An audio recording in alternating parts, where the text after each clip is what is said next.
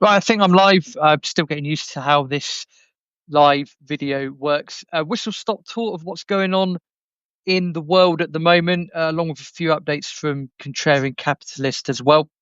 So, first of all, some great podcasts coming out this week. Tim Price, that podcast is already out as available to paid subscribers. Also got Matt Smith on tomorrow. He's from Doug Casey's crisis investing. Then also looking forward to having a chat with Stephen Hochberg of Elliott Wave International. That's going to be later on in this week as well. In terms of news articles or blog posts, things that are coming out on the Contrarian Capitalist in the next couple of weeks, we're going to deep dive into the relationship between the United Kingdom and gold. That post is hopefully going to be out next week. And then at the moment, I am writing a few articles. One is about the Basel III regulations. I'm going to put that into layman's terms, just like I did with the bond posts a little while ago. There's going to be a deep dive into thorium as well. For those who have been long-time listeners of the Contrarian Capitalist, or even Macro Voices, you'll know that Eric Townsend has been on the show before. He is the host of, or co-host of, Macro Voices. He is a massive believer, an advocate for thorium. So I'm doing a deep dive into that as well. Also, then looking at key coinage laws, acts, and events in the UK since 1066. So again, that's more of a summary. And then there's other uh, element deep dives at the moment that are being worked on, including zinc, cobalt, copper, tin, nickel, rhodium. I have started gold and silver, but they're probably going to be in the summer months. There's quite a lot of content lined up. None of them, of course, include podcasts. In terms of podcasts, I've already gone through the guests that are on this week. Coming up in the month of May or June, hopefully Tom Luongo is going to be back on the show. Trying to get Alex Craner on with Tom Luongo, but obviously they're both very busy gentlemen at the moment. We're also going to be looking at Plan B in terms of giving birth abroad, so proper family planning. Going to be speaking with someone that's done that already, so we're going to highlight some countries that are good for giving birth in. Also, in the next couple of weeks, Chris Marcus is going to be on, as well as John Rubino. So there's a lot coming on in terms of podcast content as well.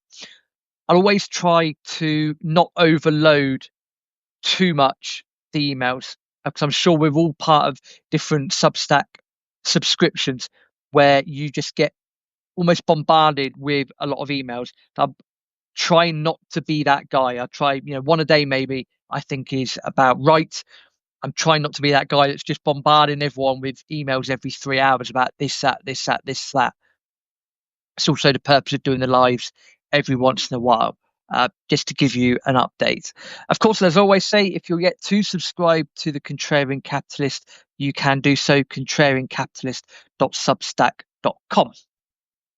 So there's been a lot going on around the world. Again, excuse me if you see my eyes focusing off and sort of looking at all the articles at the same time.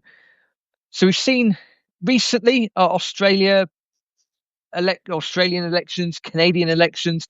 Mark Carney, or as the macro butler calls him, Marks Carney. I thought that was pretty good. He's in the US visiting Donald Trump at the moment. Not sure what's going to come out of that. What I would suggest is that if you have yet to listen to the podcast with John Carter from last week, John is Canadian. He is not based in Canada at the moment. He is out and about in the world. I'd highly recommend you go and listen to that podcast, because that gives you a Canadian view of what's going on. It gives you an idea of the geography of Canada, how people have voted. He deep dived into a bit of history. A lot of things that are happening in Canada are very similar to things that have been happening in the UK as well. But at the moment, at the time of doing this live, he's having a chat with Donald Trump. Now, over in Germany, the Germany's Merz becomes chancellor after surviving historic vote failure. So again, there's a lot of issues with politics in and around Europe at the moment. We are seeing a globalist playbook in play. Anyone that seems to be right leaning is either having election results banished, or they're not allowed to participate in elections, and that is, I think, very dangerous just from a free speech point of view. Now, free speech is one of those things where you're either for it or you're against it. You're not going to like everything that anyone says. But again, not the live for that. But it seems to be in Europe that if anyone's slightly right leaning on anything, then it's we must ban them, we must stop them. It doesn't help when you have is it Ursula von der Leyen coming out and saying we have tools to stop these sorts of things happening. That's a paraphrase. That's not healthy at all for any form of democracy, in my opinion. But anyway, the Conservative leader, Friedrich Merz, has won a parliament vote to become Germany's next chancellor at the second attempt. Again, that just shows to me that things are very divided at the moment. Other things, just looking at the random headlines from around the world. The UK and India agreed trade deal after 3 years of talks. Congratulations, I guess, on that. Russia's accusing Ukraine of a drone attack on Moscow days before a World War II parade. Again, you could take whatever side you want of that. I think there's going to be different things for different people on that. In terms of markets, again, if you haven't subscribed to the weekly wrap or weekly open, I highly recommend you do that. We're seeing quite a strong bounce at the moment across the board. And certainly a lot of the markets worldwide, major indices, so S&P 500, Dow Jones, Nasdaq, Hang Seng, which is Hong Kong, Nikkei, FTSE, you name them. Basically, at the moment of this, at the 6th of May, 4 or 5 weeks on after Trump's Liberation Day, it seems as though markets, dare I say, are back on track. Now, I use that term loosely because my overall thesis has always been that there will be a blow off top. So yes, we saw some highs at the start of the year. I think the markets are going to go higher personally, and then it's a case of watch out below. That's my personal thesis. It's a contrarian point of view. So seeing the markets rebound and come off those lows quite strongly, I think is a good sign. Again, there's a lot of different people saying a lot of different things out there. My personal opinion, my personal thesis is that we're going to see a blow off top in major indices, and then it's a case of watch out below. Now, why do I say it's a case of watch out below? Well, simply because there's a lot of global challenges at the moment. There's a lot of global debt, as I'm sure we're all aware of. In terms of being able to pay that back, I think it's the law of diminishing returns. Once you're on that slippery slope, you're pretty much gone. So in terms of the USA, Doge can do whatever it wants. To be fair, the savings that Doge is going to make, although admirable, the freight train has left the station. It's on track. It's not going to be very pretty at all. And that's not just the USA, it's worldwide as well. Alistair McLeod, who's been on the podcast before, and even Tim Price, who I recorded with this morning, they both said the same thing. With regards to a sound money system, when we look at the price of gold, it's not necessarily that the price of gold is going up, it's that the fiat denominated currency is going down, and therefore two sides of the same coin, pardon the pun, the price of gold is going up. Actually, it's the value of the currency going down. That's what's happening. It's not just in the USA. That's the pound, it's the Swiss franc, it's the euro, it's all of the above. So although the Federal Reserve and other central banks, they might reduce rates moving forward, it's probably the wrong move to do. But if they do it, then I think we all know what's coming down the road. There's going to be a lot of QE, and when you get yourself into a financial mess, no matter what country, no matter what continent you're in, unfortunately, the playbook is normally the same. Two things are probably going to happen moving forward. Number one, there will probably be war. I don't say that lightly. almost pains me to say that, but if we're looking at history and looking at what's happened before, chances are that's going to happen again. Now, there are different theatres at the moment. Israel I think they've started bombing or rebombing Yemen. I think there's been some attacks on the airport in Sana'a. I think that's the capital. I think that's how you pronounce it. So that's going on as well. Obviously, we've got things that are going on between Ukraine, the EU, Russia. China's doing whatever China's doing over there. So there are some theatres at the moment. I think the chances are that that breaks out globally, personally. And again, I'm not advocating for that. I don't want that to happen. But if we're looking at what's happened before, chances are that's going to happen again. And this is because people get themselves into financial pickles. We can all personally get ourselves into financial situations. It's life, it happens. But when your nation does it, that normally leads to disaster. So what's possibly going to happen, as well as what I've just spoken about, is QE. So, for example, the Federal Reserve is already doing QT, quantitative tightening. QE is going to happen. Now, whether that happens with a rate cut in May is unlikely, possibly June. But we're probably going to see stimulus like we've never seen stimulus before. And that's going to possibly create the 1970s all over again, raging inflation, raging everything. So what can you do to potentially protect yourself moving forwards? Well, the answers, in my opinion, none of this is financial advice. Gold and silver, physical gold, physical silver, none of this ETF stuff, physical gold, physical silver is going to be the way forward. Now, at the moment, the gold and silver ratio is around about 100 to 1, i.e., you can buy for 1 ounce of gold, you can buy 100 ounces of silver. That ratio is very high. It's not normally this high, which means or screams that silver is very undervalued at the moment. So therefore, I've written about this before, and I'll put a link in the notes that come with this live video if you haven't checked out the article about the gold and silver ratio, because there's potentially an arbitrage play here. So if you just say you have enough cash to buy either an ounce of gold or 100 ounces of silver. Again, not financial advice, but my thought process would be that you could buy the 100 ounces of silver, because that gold to silver ratio is very high. It should, not a guarantee, but it should come back down to a much lower level. Now, in the last 50 to 60 years, that level has been about 60 to 1, or 1 to 60, i.e. 1 ounce of gold, 60 ounces of silver. In years gone by, it's been, I think, down to a 2 to 1 at some point. It might have been ancient Egypt or ancient Rome, one of the two. It's got down to 2 to 1. 15 to 1 is about right. Now, I'm not saying the ratio is going to go down to 15 to 1 straight away. It might never get to that level. I don't know.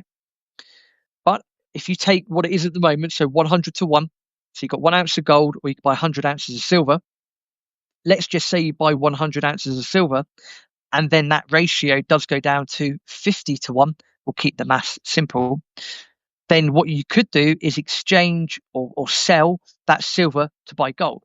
Because for 100 ounces of silver, when the ratio is at 50 to 1, it means you could buy 2 ounces of gold. So at the moment, if it's 100 to 1, you buy the silver, the ratio goes down to 50 to 1. Therefore, you can then go and buy or sell the silver and buy 2 ounces of gold. So you can double your gold holdings. That's my personal playbook. And again, it's not a financial recommendation. This is just using the data that we have available. Now, of course, the caveat on that and the contrarian indicator on that, or the contrarian thought process, is that gold and silver ratio could actually go a lot higher. So it could go up to 150 to 1. There's nothing stopping it. We're in almost uncharted territory for gold at the moment. That's where we are. So that ratio could go up a lot higher. It might never go down to 50 to 1, 15 to 1. I don't know. But if we look at history and we look at everything that's come before us and we look at all the different ratios, then my suggestion would be to potentially buy physical silver, because it's screaming at the moment that it's undervalued. Again, All of this is not financial advice, just a thought process.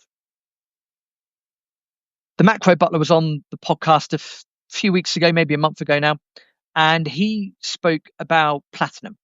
Now, the platinum to silver, the platinum to gold ratio is incredibly low. It's about 0.3 at the moment. So that means that if you reverse that for gold to platinum, it's about 3.3 at present.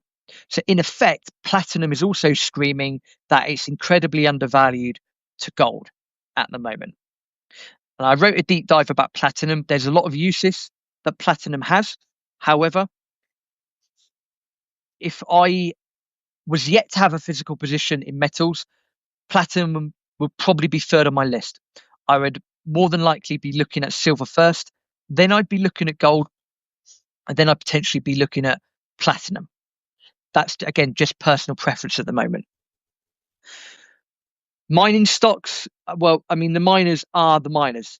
And if you believe, given history and given QE and given everything that's come before us, if you believe that gold is likely going to go to 5,000, maybe $10,000, and then as a result, silver will play catch up. And if you believe that silver is going to go to, say, $100, whatever it might be, then the chances are you're going to have faith in the miners as well. Now, all miners are completely different. I don't know loads and loads about miners. That's why the podcast is there, to try and get people on to talk about various mining companies. I'll try and get Rick Rule back on later on in the year after his conference in July to try and go through some mining companies. You always have to do your own homework and your own due diligence on mining companies. But ultimately, if you believe that gold and silver are going to go much higher, then the chances are the miners, not all of them, but chances are they're going to do quite well as well. Because a lot of mining companies at the moment, or a lot of forecasts, are based on gold, the value of gold or the price of gold being quite low, about $1,800, $2,000, something along those lines. Obviously, we're seeing oil go down as well. So again, from a mining point of view, that makes the cost of production lower to an extent, just from a fuel perspective. And therefore, if the price of gold keeps going up, it just enhances everything we've spoken about. Again, I don't have mining recommendations. I do have, as part of the Contrarian Capitalist Club, I do have, I think, 17 or 18 companies in the portfolio. I am not a stock picker. I'm far from it. It's an old pension from an old workplace. It's got a few £1,000s in it, nothing major. But again, I've put my cash into predominantly gold and silver mining stocks, also some uranium miners, and I'll look at it once a month. It's there for the long term, basically. I'll try and get more guests on to talk about specific mining stocks moving forward. But ultimately, the playbook for moving forward would be physical gold, physical silver, mining stocks as well. I don't know a ridiculous amount about Bitcoin to know how it's going to fare. So apologies, there's no Bitcoin commentary. I don't know enough about that to be able to make a very good argument for or against. All I know is that it's got a limited supply, and that most people that follow or subscribe to the Contrarian Capitalists are going to be contrarian in nature and are going to want to decentralize from the system. Therefore, Bitcoin probably does have a place in the portfolio. But again, that is not a financial recommendation. That is completely up to you. But gold, silver, mining stocks, they're going to be the way forward. Shove in some Bitcoin as well. If you do have hard assets, for example, property, yes, property can be very good. However, if you're leveraged up to the eyeballs, probably not a good thing. Because if we look at interest rates and we look at where they are at the moment, they're not historically high, to be fair. I think the average Bank of England rate since 1694 is about 5%, and we're hovering around that at the moment. However, if you are going to do quantitative easing, QE, I should have just said QE. If you're going to do QE, then what's going to happen is that it's going to push a bunch of fiat currency into the system, what's going to happen? Well, that's going to create more 1970s waves of inflation, and again, that's going to not be very good. What's going to happen as a result of that is that the EU or the Bank of England or the Federal Reserve, they're going to be slow to react, but those interest rates are going to go up. So if you're in property or real estate, as you might know it, if you are unencumbered, so you've got no mortgages, then great, you're definitely on happy street.